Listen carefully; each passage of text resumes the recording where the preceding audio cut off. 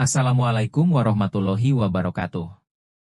Segala puji dan syukur bagi Allah Subhanahu wa Ta'ala semata, yang Maha Hayyu lagi Maha Qayyum, yang tidak pernah terkena kantuk apalagi tidur. Sungguh, tidaklah berat baginya mengurusi alam semesta beserta isinya. Padanya segala makhluk bergantung.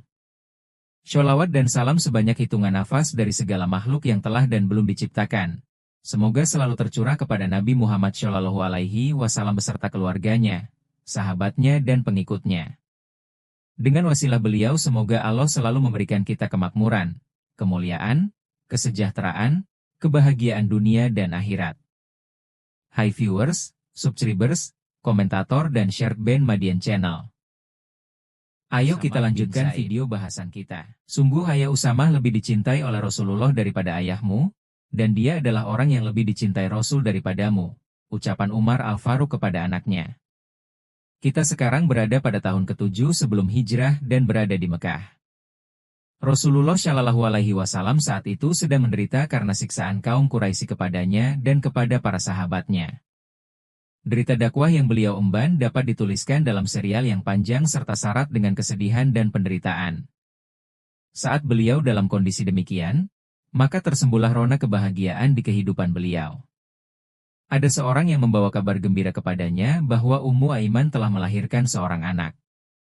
Maka merebaklah kebahagiaan lewat wajah Rasulullah Shallallahu Alaihi Wasallam. Siapakah anak beruntung ini yang telah membuat bahagia Rasulullah Shallallahu Alaihi Wasallam? Dia adalah Usamah bin Zaid.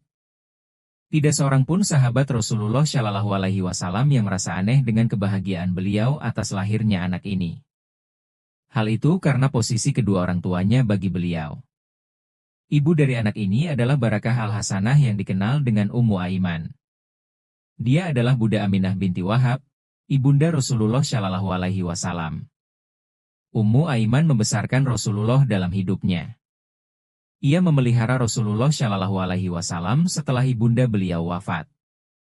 Rasul Shallallahu Alaihi Wasallam membuka matanya untuk melihat dunia, dan tidak kenal siapapun sebagai ibunya kecuali Ummu Aiman. Rasul Shallallahu Alaihi Wasallam betapa amat mencintai Ummu Aiman. Beliau sering berkata, dia adalah ibuku setelah ibuku, dan anggota keluargaku yang tersisa. Inilah ibu dari anak yang beruntung. Adapun ayahnya adalah orang yang paling disayang oleh Rasulullah Shallallahu Alaihi Wasallam yaitu Zaid bin Haritsah, yang merupakan anak yang diadopsi oleh Rasulullah Shallallahu Alaihi Wasallam. Dia juga sahabat Rasul yang banyak mengetahui rahasia Rasulullah Shallallahu Alaihi Wasallam. Menjadi salah seorang anggota keluarga Rasul dan merupakan orang yang paling beliau cinta dengan lahirnya Usamah bin Zaid, seperti belum pernah ada bayi yang terlahir selainnya. Sebab, apa yang membuat Nabi bahagia, akan membuat mereka semua bahagia. Setiap hal yang membuat Nabi Shallallahu Alaihi Wasallam senang, maka akan membuat senang juga hati mereka. Maka kaum muslimin memberikan gelar kepada anak yang beruntung ini dengan panggilan Al-Hib wa Ibnul Hib, orang yang disayangi dan anak dari orang yang disayangi. Kaum muslimin tidak berlebihan saat mereka memberikan gelar kepada anak kecil yang bernama Usamah ini. Rasul Shallallahu Alaihi Wasallam amat mencintai dia sehingga dunia merasa cemburu kepadanya. Usamah hampir seusia dengan cucu Rasul yang bernama Al-Hasan bin Fathimah Al-Zahra. Al-Hasan ini berkulit putih, cerah dan amat mirip dengan kakeknya, yaitu Rasulullah Shallallahu Alaihi Wasallam. Sedangkan Usamah berkulit hitam, pesek hidungnya dan amat mirip dengan ibunya yang berasal dari Habasyah. Namun dengan demikian, Rasul Shallallahu Alaihi Wasallam tidak pernah membedakan kepada mereka berdua dalam membagikan cintanya. Ia menggendong Usamah dan menaruhnya di salah satu pahanya, dan ia juga menggendong Al-Hasan dan menaruhnya pada paha satunya lagi. Kemudian Rasul mengangkat mereka berdua ke arah dadanya dan berdoa, "Ya Allah, aku mencintai mereka berdua maka cintailah mereka berdua oleh Mu." Rasul Shallallahu Alaihi Wasallam amat mencintai Usamah hingga suatu saat Usamah melewati gerbang pintu, lalu kepalanya terantuk. Maka mengalirlah darah dari lukanya. Maka Nabi Shallallahu Alaihi Wasallam menyuruh Aisyah untuk menghilangkan darah dari lukanya, namun Aisyah tidak mampu melakukannya. Maka Rasul Shallallahu Alaihi Wasallam langsung menghampiri Usamah dan Rasul menyedot memar di tubuhnya sehingga darah habis, Dan Rasul Shallallahu Alaihi Wasallam menghibur Usamah dengan ucapan-ucapan yang baik sehingga Usamah merasa tenang dan Shallallahu Alaihi Wasallam mencintai Usamah saat ia masih kecil. Beliau pun mencintai Usamah saat ia sudah menjadi remaja. Hakim bin Hazam, salah seorang pembesar Quraisy, menghadiahkan Rasulullah Shallallahu Alaihi Wasallam sebuah pakaian bagus yang ia beli dari Yaman seharga 50 dinar emas yang dulunya milik Zu Yazan, salah seorang raja Yaman. Rasul Shallallahu Alaihi Wasallam menolak untuk menerima hadiah tersebut sebab Hakim saat itu masih menjadi seorang musyrik. Namun Rasul Shallallahu Alaihi Wasallam malah membelinya. Suatu saat Rasul Shallallahu Alaihi Wasallam mengenakan pakaian itu satu kali pada hari Jumat. Kemudian beliau menanggalkannya untuk diberikan kepada Usamah bin Zaid. Maka Usamah mengenakan pakaian tersebut sepanjang pagi dan petang untuk pergi bersama para sahabatnya, para pemuda Muhajirin dan Ansyar.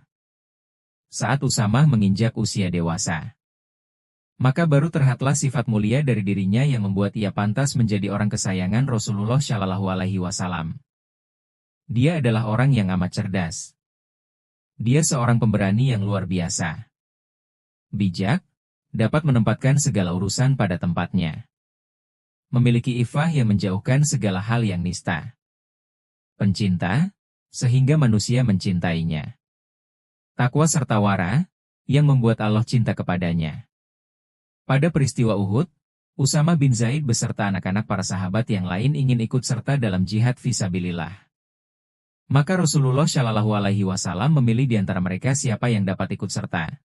Dan Rasul menolak keikutsertaan mereka karena belum cukup umur. Salah seorang yang dilarang ikut oleh Rasulullah Shallallahu Alaihi Wasallam adalah Usamah bin Zaid. Maka ia kembali pulang dan dari matanya mengalir deras derayan air mata karena merasa sedih tidak dapat ikut berjihad di bawah panji Rasulullah Shallallahu Alaihi Wasallam. Usamah bin Zaid juga datang bersama para pemuda dari kalangan sahabat. Ia mengganjal kakinya agar supaya terlihat tinggi, sehingga Rasul Shallallahu Alaihi Wasallam memperbolehkannya ikut serta dalam jihad. Maka Rasul Shallallahu Alaihi Wasallam memilihnya dan memperbolehkan ia untuk ikut serta. Ia pun lalu membawa pedangnya untuk berjihad di jalan Allah, dan pada saat itu ia baru berusia 15 tahun. Pada peristiwa Hunainin saat kaum muslimin kalah, Usamah bin Zaid beserta Abbas paman Rasulullah Shallallahu Alaihi Wasallam, Abu Sufyan bin Al-Harits sepupu Rasul, dan 6 orang lainnya dari para pembesar sahabat berjuang dengan begitu semangat. Maka dengan kelompok yang kecil namun berani ini, Rasulullah Shallallahu Alaihi Wasallam mampu merubah kekalahan para sahabatnya menjadi kemenangan, dan mampu melindungi kaum muslimin yang mundur dari serangan kaum musyrikin yang dapat mencelakakan mereka. Pada peristiwa Mu'tah, Usamah bin Zaid berjuang di bawah komando ayahnya Zaid bin Haritsah padahal umurnya baru 18 tahun. Ia melihat dengan mata kepalanya sendiri bagaimana ayahnya tewas. Ia tidak lemas dibuatnya dan tidak gentar. Ia melanjutkan jihadnya di bawah komando Ja'far bin Abu Thalib sehingga ia pun tewas. Kemudian ia masih terus berjuang di bawah komando Abdullah bin Rawahah sehingga ia pun menyusul kedua sahabatnya. Kemudian ia masih berjihad di bawah komando Khalid bin Walid, sehingga pasukan yang sedikit tersisa ini mampu lolos dari cengkeraman Romawi. Usamah kembali ke Madinah dengan berharap ayahnya mendapatkan ganjaran terbaik di sisi Allah. Ia meninggalkan jasad ayahnya yang suci di bumi Syam. Usamah menunggangi kuda ayahnya yang ia pakai saat berperang. Pada tahun 11 Haji Rasulullah Shallallahu Alaihi Wasallam memerintahkan untuk mempersiapkan pasukan demi menghadapi pasukan Romawi. Dalam pasukan tersebut terdapat Abu Bakar, Umar, Sa'd bin Abi Waqqas, Abu Ubaidah bin Al-Jarrah dan banyak lagi para sahabat yang terkenal lainnya. Rasul menunjuk sebagai panglima pasukan ini adalah Usamah bin Zaid. Padahal pada saat itu usianya belum genap memerintahkan Usamah untuk membawa pasukan ke Al-Balqa, benteng Al-Darum yang terletak dekat Gaza di negeri Romawi. Begitu pasukan mulai bersiap, Rasulullah Shallallahu Alaihi Wasallam jatuh sakit. Begitu sakitnya semakin parah, pasukan ini menunda keberangkatannya, sehingga mereka mengetahui kondisi Rasulullah Shallallahu Alaihi Wasallam. Usamah berkata, begitu penyakit semakin parah pada diri Rasulullah. Aku menghadapnya dan banyak orang yang ikut bersamaku. Aku menghadapnya dan aku dapati beliau diam tak mampu bicara karena sulitnya penyakit yang ia derita. Beliau mengangkat tangannya ke langit lalu menurunkannya lagi di tubuhku. Aku mengerti bahwa ia baru saja mendoakanku. Begitu Rasulullah Shallallahu Alaihi Wasallam wafat, dan baiat telah dilangsungkan terhadap Abu Bakar, Maka Abu Bakar memerintahkan agar pasukan Usamah diberangkatkan. Akan tetapi ada sekelompok orang Ansyar berpendapat agar pengiriman pasukan ditunda saja, dan mereka meminta Umar untuk menyampaikan hal ini kepada Abu Bakar. Mereka berkata kepada Umar, "Jika Abu Bakar masih berkeras untuk mengirimkan pasukan, tolong beritahukan ia agar mau menunjuk orang yang lebih tua dari Usamah." Begitu Abu Bakar mendengar permintaan kaum Ansyar dari Umar, ia langsung melompat. Tadinya ia duduk dan menarik janggut Umar dan berkata dengan nada emosi, "Ibumu tak pernah berharap mendapatkan anak sepertimu, ya Ibnu Hattab. Rasul Shallallahu Alaihi Wasallam telah menunjuknya menjadi pemimpin dan engkau malah menyuruhku untuk menggantinya? Demi Allah, hal itu tidak akan pernah terjadi." Begitu Umar bertemu lagi dengan orang-orang tadi, mereka menanyakannya apa yang telah diputuskan Abu Bakar. Umar menjawab, "Ibu kalian tidak pernah berharap punya anak seperti kalian. Aku telah menjadi korban dari perbuatan kalian di hadapan Khalifah Rasulullah." Saat pasukan di bawah komando seorang panglima muda, Khalifah Rasulullah Shallallahu Alaihi Wasallam mengiringinya sambil berjalan kaki, sedangkan Usamah menunggang kuda. Usamah berkata, "Ya Khalifah Rasulullah, demi Allah naiklah kuda atau aku demi turun. Allah, janganlah kau turun." "Demi Allah, aku tidak akan naik, aku hanya ingin membasuh telapak kakiku dengan debu di jalan Allah sesaat saja." Kemudian Abu Bakar berkata kepada Usamah, "Aku menitipkan kepada Allah agama, amanah dan akhir amalmu. Aku berpesan kepadamu untuk menjalankan apa yang telah diperintahkan Rasul Shallallahu Alaihi Wasallam kepadamu." Kemudian Abu Bakar mendekatinya sambil berkata, "Jika kau mempersilahkan aku meminta Umar untuk tinggal membantuku di sini." Kemudian Usamah mempersilahkan Umar untuk tidak berangkat berperang. Usamah bin Zaid berangkat dengan pasukannya dan ia melaksanakan semua perintah Rasulullah Shallallahu Alaihi Wasallam. Maka pasukan berkudanya ia tempatkan di Al-Balqa dan Benteng Al-Darum di daerah Palestina. Ia menghilangkan kehebatan Romawi dari hati pasukan muslimin. Usamah membuka jalan bagi pasukan muslimin untuk menaklukkan beberapa wilayah Syam, Mesir dan Afrika Utara semuanya hingga sampai ke Laut Hitam. Kemudian Usamah kembali dengan menunggangi pelana yang sama digunakan oleh ayahnya sewaktu terbunuh dulu, dengan membawa ghanimah yang melampaui perkiraan manusia. Sehingga ada yang mengatakan, tidak pernah ada pasukan yang lebih selamat dan membawa ghanimah lebih banyak dari pasukan Usamah bin Zaid. Usamah bin Zaid selagi ia hidup menjadi orang yang dihormati dan dicintai oleh kaum muslimin. Itu disebabkan karena ia menepati janjinya kepada Rasulullah Shallallahu Alaihi Wasallam dan senantiasa menghormati beliau. Umar Al-Faruq bahkan memberikan gaji kepada Usamah melebihi apa yang ia berikan kepada anaknya Abdullah bin Umar. Maka Abdullah berkata kepada ayahnya, "Wahai ayahku, engkau memberikan gaji kepada Usamah 4.000 sedangkan engkau memberikan aku hanya 3.000. Padahal ayahnya tidak lebih utama dari dirimu, dan ia juga tidak lebih mulia daripada engkau keliru. Ayahnya lebih dicintai oleh Rasul daripada ayahmu. Dan ia lebih dicintai Rasul dari dirimu."